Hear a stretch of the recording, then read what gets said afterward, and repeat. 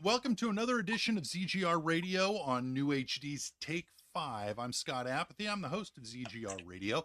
And today I've got a great conversation lined up with Dan Sindel, an artist who's been part of the rock and metal scene since the early days and continues to evolve his sound.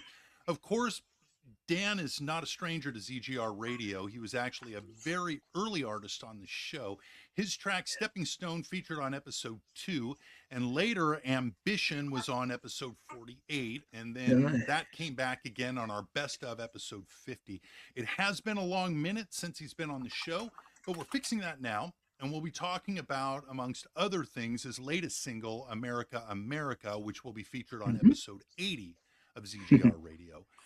For the uninitiated, Dan brings a lot of experience to the conversation. He's got deep roots in the LA scene, a history of sharing stages with some legendary acts, and a musical perspective. It spans decades of experience, and I've really been looking forward to talking about his journey, how the scene's changed over the years, and what continues to drive him as an artist today. This is EGR Radio with Dan Sindel on NEWHD's Take 5. Dan, why don't you throw us an introduction and we'll get into it. Well, hello, Scott, and hello, ZGR Radio, as well as New HD Radio Network. I'm coming from Los Angeles, California, baby, and it's an honor to be here. Thank you.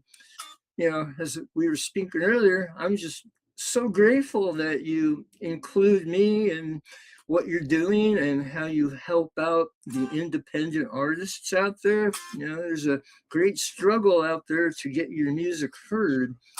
And that's a long conversation, but I'm grateful for anybody that cares enough to want to talk to me about what I do as an artist. And sure, I've been doing this a long time. And let's have some fun. How about that? Yeah, you bet. I appreciate it. First, I really do appreciate it. I do try to give voice to the emerging artists, and I love it Hmm. when people appreciate it. It sort of makes the work all worth it. So let's Yes. kick off because you've been part of the LA rock and metal scene since the early 80s. What originally pulled you into music? Well, I've been really playing music all my life. Ever since I was 9 years old, I physically started playing a band instrument. I learned on trumpet.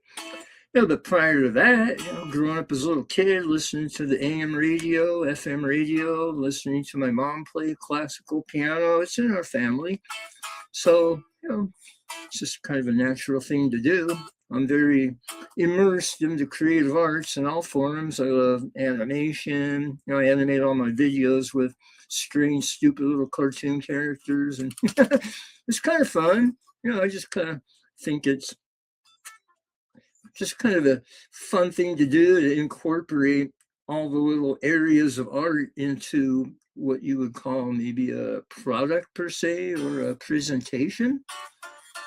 There's a lot of ways you can go out and do it. Hire a big sound stage with flamethrowers and dancing girls and stripper poles, or just make up dumb cartoons. Nowadays, unfortunately, everybody's leaning on AI. Ay, ay, ay. Say AI 3 times and it spells I. You know, I think that musicians have what I call earned skill. And Mm-hmm. that skill that we get from hands on either guitars or drums or singing into a microphone for hours and hours and hours and hours. And it's not something that you can just fake. You really can't. And so having AI challenge all of us with music coming into the marketplace and crowding out an already crowded sector Mm-hmm. without that earned skill, I think is what is really difficult for most musicians to get on board with. So on an average, a guy like me has to now fight over close to 500,000 on the average songs of new artists and established artists out there on Amazon Music and Spotify and what have you. And now with the AI involved, I read just the other week it's now closer to 300,000 songs per freaking day. So you're now pushing over 1 million songs on streaming platforms that someone like me has to figure a way to rise above. How do you get heard above all that? It's just like, at this point, it's almost stupid to continue. But, as a musician, I'm sure you hear it from a lot of people. We love it so much. It's not about the money and the glory and, chasing fame or whatever. We do it because we love it. But, essentially, we all, including me, would like to definitely see some return on investment. Going into a studio is not cheap. Hiring mixing engineers and studio time and mastering engineers and the musicians you hire to get the job done, it all adds up. You know, Prior to the internet, everyone had to depend on obviously a major label or maybe a secondary market type of a label to provide you the marketing expertise that they could offer that artists just didn't know how to do. Sure, they got the money, but for the most part, as a musician, your records did get out into the record stores and did sell worldwide. At least that's what we tried to do. But now, where do you even start? I wake up every morning trying to crack this code, and I come up drawing blanks. Yeah, it's a tough one. And I think that when you combine that with sort of the state of audio production these days, Mm, which is that young people, I think, are beginning to correlate good sounding music with lack of humanity. mm, And so they're expecting a sound that is computer generated and so locked down onto the grid that when you have people who are actually playing instruments the way that we grew up listening to instruments, and whether it's, Led Zeppelin or Pink Floyd or the Beatles or mm-hmm, Elvis, where there are potentially mistakes, dynamics in the playing field that make it human. When you eradicate all of that and then you teach a young generation that everything needs to sound like that, pretty soon natural and human musicians become less and less desirable, even when we are out in the market hmm. finding our people.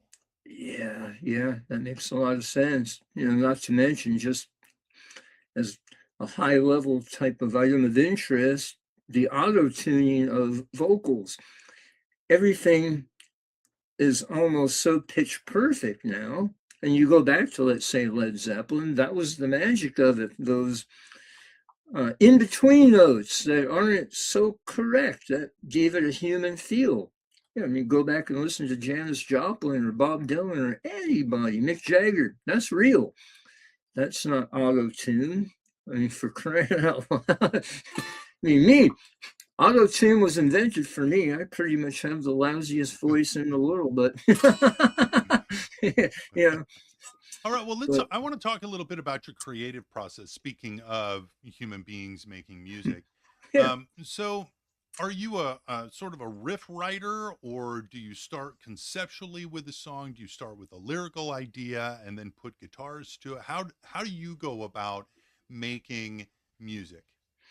Well, the answer to that would be multiple choice, all of the above.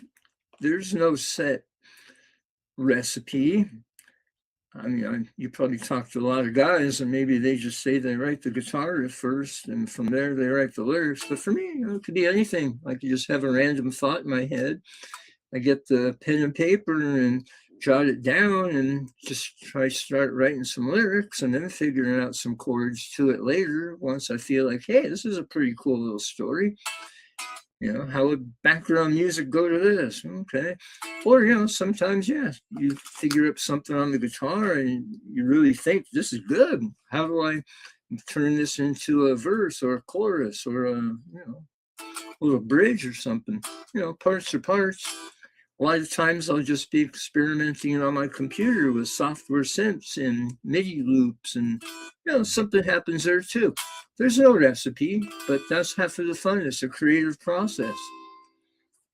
Are you straight into a Marshall amp guy? Do you like effects? If you do like effects, is there a specific sort of effect vibe that you like?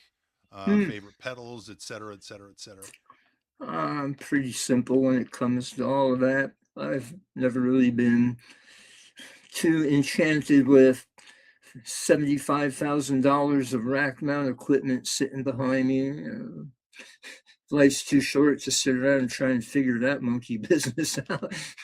I'm pretty much a straightforward player. If the amp doesn't give me the sound I like, then a little overdrive pedal is cool just to dial it in. A little delay, I'm fine with that. A little chorus, perhaps. I'm pretty simple about it, especially now that I find myself singing now that I've been doing my own music for the past few years and I have a few gigs under my belt all of a sudden, and I'm singing, I find there's zero time whatsoever to sit around and fool with pedals while you're trying to be on the mic, remember what to say, and be entertaining for an audience. There's no time to fiddle with pedals down by your feet. I haven't figured that one out yet. So, yeah, just a simple, pure rock and roll sound is good with me. Yeah, it's kind of interesting too. I'm leaning less and less on a really hardcore distorted sound. I'm really going back to my roots of the 60s and 70s and cleaning up the guitar sound where it still sounds powerful, like Richie Blackmore. He never had like real distortion. His amp, it was just pure valve, and his sustain came from volume, and it was pure. You listen to Jimmy Page, he just had that really clean crunch to it, and the guitar really had its own voice, not colored. But then again, I like a lot of metal, and the newer stuff is just all distortion. What do they call it? Gent, Gent, gent. some kind of homonym. I don't know. I had to look that up one day. What are they talking about? Do you have a particular favorite guitar? Oh, I got a bunch of different guitars, but this one in particular, this is actually an Ibanez. It's a kind of a funny story. I bought it off a neighbor for $50 at a garage sale. I sanded it down. It had black, factory finish, and I got the sandpaper, sanded the whole thing down, and then I painted it all white. And then I got the Sharpie and just started drawing my cartoons all over it. Looks And great. this is what you got. No, it looks fantastic. I do a lot of cartoons. I draw comic books and stuff on the back. These are some of my crazy cartoons. And it all glows in the dark. I'm still a hippie kid. I was born in the 60s, so part of the blacklight poster era, the Hendrix posters and black lights and all that stuff. That's part of me. I wasn't much of a deadhead really, but that's what a lot of people associate that type of thing with.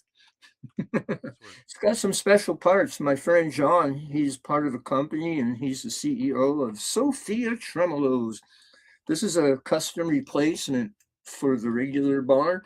Most of them go out of tune when you hit it, but these guys figured it out. They built a better mousetrap. You could beat the bloody hell out of this thing and it barely goes out of tune. So that's kind of a cool trick little item. It's like, this guitar's got some tricks. My friend Jeff actually builds pickups. So this pickup and this middle one here are custom hand wound ones as well. Donovan Pickups. Hey, for the discerning ear, there's your commercial spot. There you go. So, well, let's talk about collaborating because I think that's really cool that you're giving shout outs to everybody who helps you out. I always think that's cool, and I'm sure they appreciate it. Do you work creatively alone, or are you more into collaborating? I know that you work with some people in the studio. I think one of the things I read was Danny Saber in the studio on mixing. Do you work best alone? Do you like collaborating? Where's your head with that? Well, it depends on circumstances. I typically have been just writing all my songs by myself and recording them all for the most part by myself, other than hiring drummers. Me finally wanting to put my own music out officially started years ago in my head, but I never really quite did anything about it for whatever reason until COVID during the lockdown. I was just bored. So I had all my equipment sitting here. So I just decided, all right, it's really now or never here.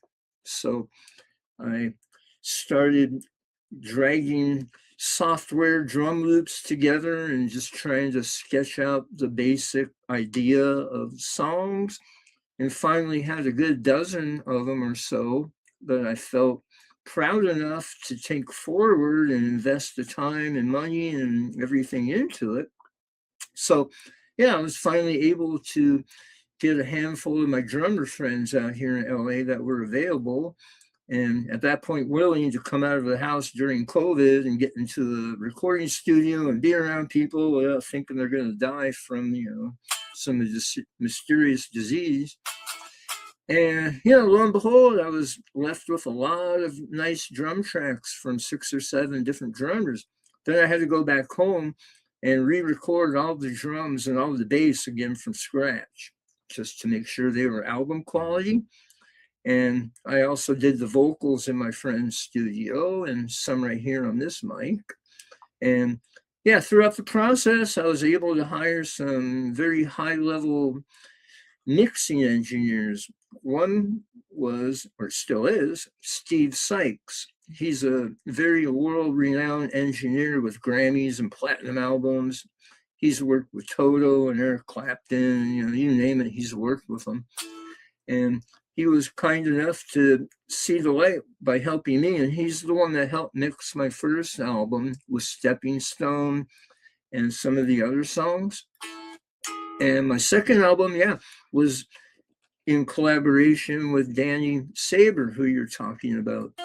And Danny's pretty awesome. I knew him when I was in high school. I'm like 2 years older than him.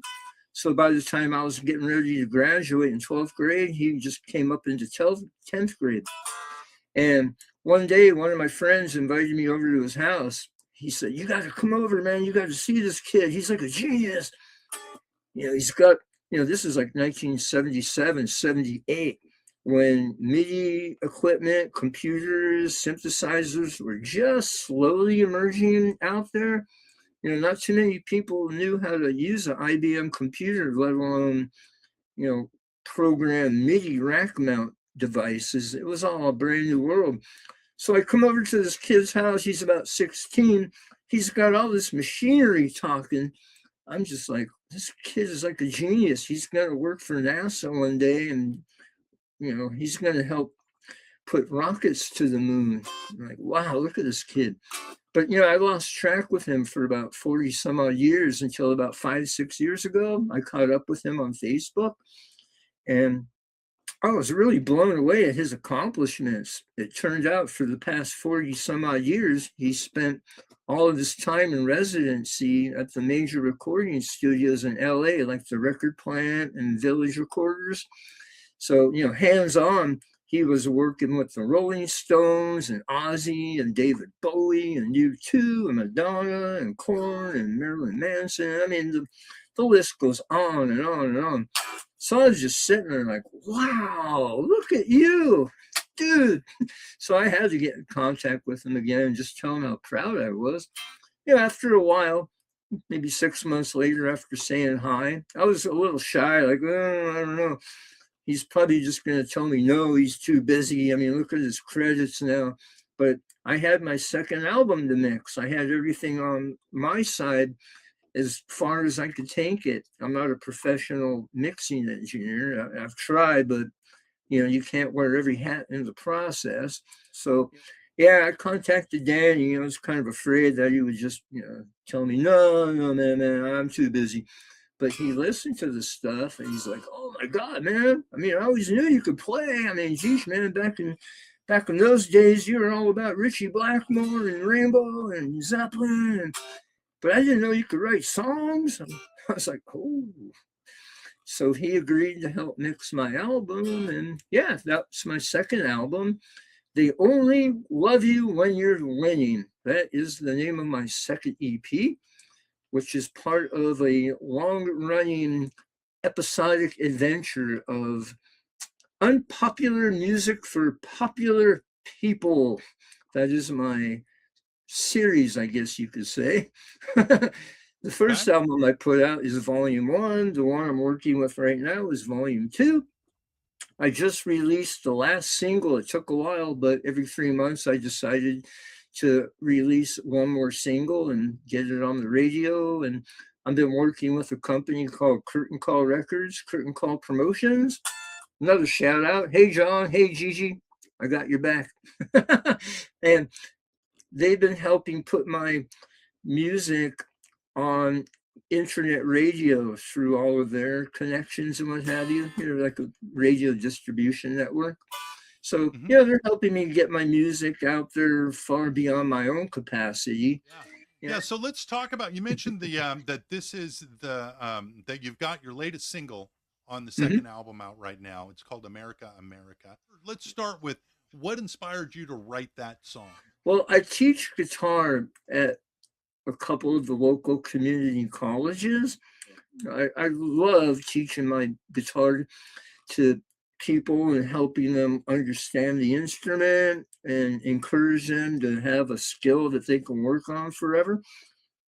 And I guess I was just surfing around some of the websites looking for easy songs to play on the guitar. And I came across some Americana, you know, America the Beautiful. And the way my mind works, I always look at things in the form of a puzzle. I'm not too sure why, but the original lyrics for America the Beautiful are kind of very strange and very inviting. They use vernacular from an era long gone. These type of words and phrases just don't exist in modern society. And I started transposing the words from a few different sentences and moving them around. And I thought, boy, this is kind of sarcastic, because once I started moving some of the words around, it started creating a whole different meaning to what was right there. And I thought, well, this is kind of fun.